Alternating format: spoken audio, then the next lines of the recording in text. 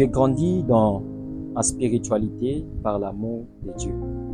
Par l'amour de Dieu, je me suis d'abord relancé à comprendre l'amour de Dieu pour ma vie. Comment Dieu m'aime, et cela m'a poussé à aimer aussi les Seigneur. Je l'ai aimé. Mon amour pour Dieu m'a fait grandir dans la spiritualité. Parce que c'est l'amour qui m'a poussé à chercher à connaître Dieu. C'est l'amour pour Dieu qui m'a poussé à s'approfondir encore davantage. Donc, je me suis approfondi dans la connaissance de la parole de Dieu. Dans la connaissance de la parole de Dieu. Donc, l'amour m'a fait grandir en Dieu. Et puis, la connaissance de Dieu m'a fait approfondir. Donc, parce que j'avais l'amour pour Dieu, j'ai l'amour jusqu'à présent pour le Seigneur, m'a poussé à lui connaître plus.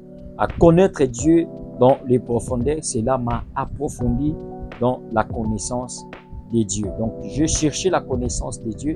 Je cherchais à connaître Dieu. Cela m'a fait approfondir. Donc, j'ai amélioré ma relation avec le Seigneur par le mise en pratique de la parole de Dieu, par les principes. J'aime trop parler des principes parce que cela fait partie de ma vie. J'aime les principes. C'est ce qui est important dans la vie, c'est marcher dans les principes. Donc, j'aime ça. J'ai compris qu'avec Dieu, c'est le principe.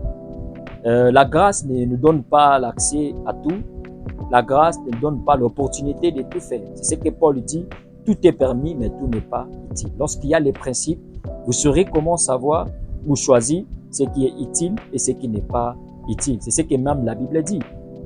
Toute écriture est inspirée de Dieu pour corriger, convaincre et enseigner afin que l'homme de Dieu soit accompli dans toute bonne œuvre et qu'il puisse savoir ce qui est bien, distinguer ce qui est bien et ce qui n'est pas bien. Donc, j'ai entretenu ma relation avec le Seigneur dans le mise en pratique de la parole de Dieu, en marchant dans les principes. Je me suis marché dans les principes avec le Seigneur. J'ai eu à connaître et à choisir ce qu'il faut faire et ce qu'il ne faut pas faire. Je l'impose même dans toutes mes relations. Toute personne qui soit en relation avec moi le savent très bien. Je regarde toujours l'objectif, surtout dans les relations spirituelles ou chrétiennes, si je peux dire. Je garde toujours l'objectif. Qu'est-ce qui nous a réunis? Si c'est pour Dieu que nous sommes réunis, nous devons garder l'idéologie de notre relation. Donc, en dehors de Dieu, il y a plus rien d'autre. Donc,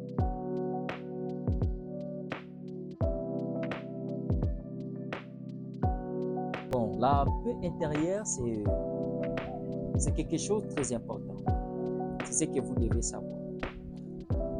La paix intérieure permet à conserver aussi votre foi, aussi votre regard fixé vers le Seigneur. Donc, dans un monde mouvementé comme nous sommes aujourd'hui, un monde de compromis, un monde qui est basculé de beaucoup de choses, qui affaiblit la foi de plusieurs personnes, comme la Bible en déclare, si cela sera même possible, même les élus seront séduits. Dans des mondes comme tel d'aujourd'hui, la paix intérieure, c'est ce que vous devez protéger, c'est ce que vous devez garder. Moi, j'ai gardé ma paix intérieure par les regards fixés sur les promesses de Dieu. J'avais les regards fixés sur les promesses de Dieu, cela a gardé ma foi, ma paix intérieure, a fait grandir ma foi, m'a fait expérimenter la puissance de Dieu dans ma vie. Donc, la paix intérieure se garde que dans le regard fixé vers les Seigneurs, vers l'objectif. C'est ce que David dit dans le livre des Psaumes. Je lève mes yeux vers les montagnes, d'où me viendra le secours. Il affirme ceci, que le secours ne vient ni de l'Occident, ni de l'Orient, mais le secours vient de l'Éternel qui a créé les cieux et la terre. Ça veut dire que ce regard était fixé sur la montagne, était fixé sur Dieu qui accomplit toutes choses. J'aimerais te dire que personne ne peut bénir ta vie si Dieu ne le décide pas. Personne ne peut satisfaire tes besoins si Dieu ne le décide pas. Donc, vous devez garder votre paix intérieure en ayant le regard fixé sur la promesse de Dieu, en ayant le regard fixé sur Dieu. J'ai regardé mes objectifs à suivre et j'ai regardé mes pensées vers le Seigneur et je y ai réussi ma vie. Parce que la Bible dit, l'homme conçoit dans son cœur beaucoup de projets, mais c'est les desseins de l'Éternel qui s'accomplissent. Il n'y a rien qui s'accomplit en dehors de la volonté de Dieu. Il n'y a que Dieu qui accomplit sa volonté. C'est pourquoi moi je veux dire, si même quelqu'un me bénit avec quelque chose, c'est que Dieu a touché son cœur. Parce que ce n'est pas facile de faire quitter ce qui est en toi et donner à l'autre. C'est Dieu qui touche le cœur. C'est Dieu qui le permet. Donc personne ne peut me bénir si Dieu ne le décide. Donc dans cette pensée, j'ai fixé mes regards vers le Seigneur. Cela m'a poussé, m'a aidé à garder ma paix intérieure. Et aujourd'hui, à cause de cela, je vis la promesse de Dieu s'accomplisse. Donc c'est Dieu qui est à l'auteur de Dieu.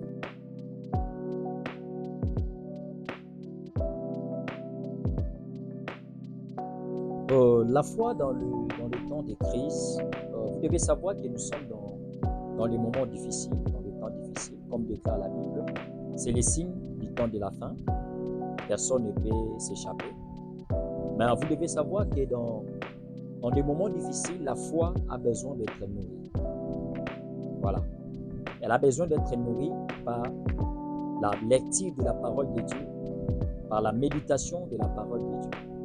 Tel que la Bible dit, n'appelez pas crise ce que le monde appelle crise. Donc, ça veut dire, ce que le monde peut appeler crise, cela n'est pas crise pour les enfants de Dieu. Même la Bible en parle dans le livre de Job, que malheur aux fils des hommes qui se réveillent trop tôt le matin pour chercher le pain dans la souffrance.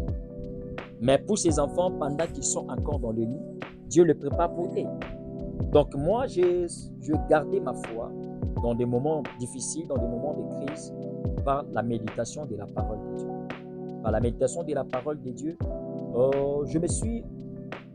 Bon, cependant, la crise augmentait, cependant, je m'approfondis encore dans la connaissance. Je regardais qu'est-ce que la Bible dit. Parce que nous, dans notre ministère d'Alliance en Nouvelle Ère, la Bible, c'est pour nous, c'est un livre d'alliance. La Bible, pour nous, c'est des paroles d'alliance.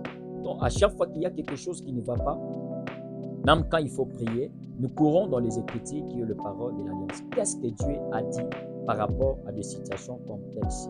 Comme je viens de le dire, dans des situations difficiles que nous sommes aujourd'hui, que nous sommes en train de traverser dans le monde, précisément dans notre pays, la RDC Congo, vous devez vivre à l'exception de tout ça.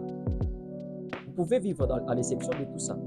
Simplement si votre foi est nourrie par la méditation de la parole de Dieu. N'appelez pas Christ ce que le monde appelle Christ. C'est la parole d'alliance. C'est Dieu qui le dit. Il dit à ses enfants, il dit aux fils de l'alliance, il dit à ses bien-aimés. N'appelez pas Christ ce que le monde appelle Christ. C'est ce qui a fait sauvegarder ma foi, c'est ce qui m'a fait protéger ma foi pendant les moments de crise, pendant les moments difficiles. Je regardais ici la parole, la méditation de la parole de Dieu. Donc, c'est un peu ça.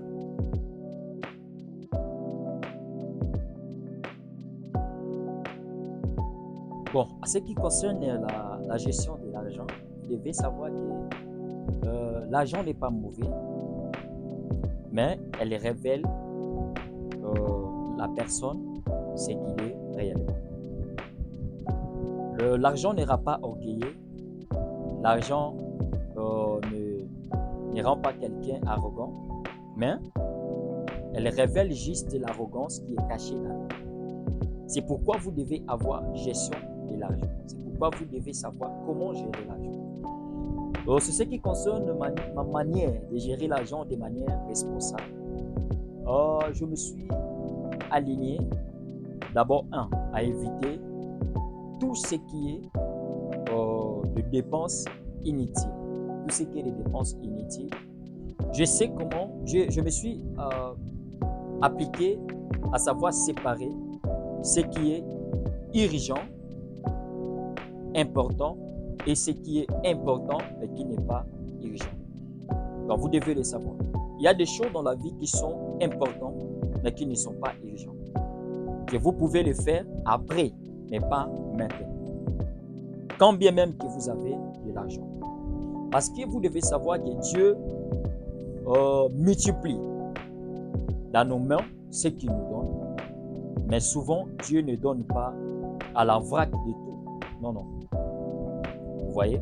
Donc, Dieu ouvre toujours une porte.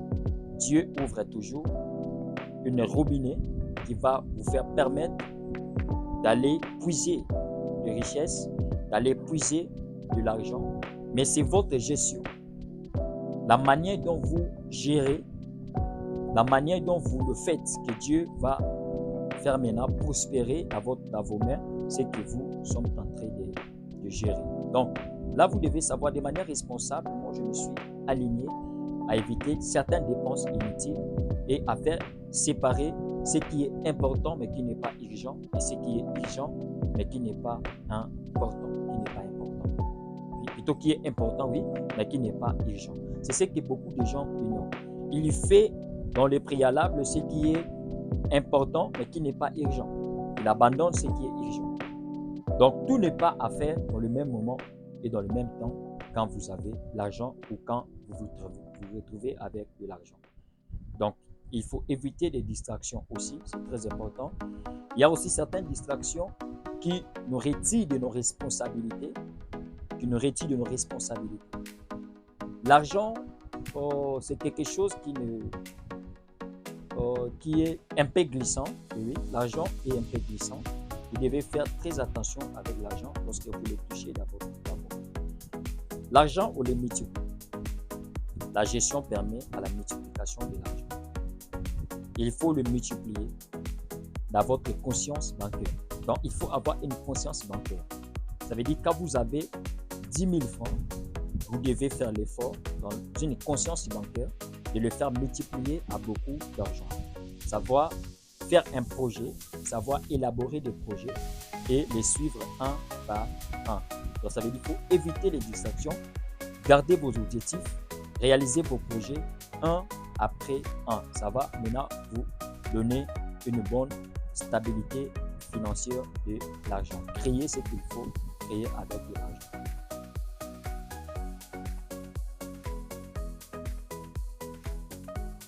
Bon, mon émotion était de louange, de célébration et de reconnaissance. Pourquoi? Parce que je ne savais pas comment ça allait arriver, mais j'avais la croyance en Dieu. J'avais confiance en Dieu. Parce que j'ai passé des moments difficiles dans la vie avec le Seigneur, des moments où je pleurais même en cours de route, je versais des larmes, je me posais des milliers de questions. Pourquoi ça? Pourquoi la vie comme ça? Mais chaque fois, mes pensées me rappelaient toujours la grandeur de Dieu pour me dire Dieu est fidèle.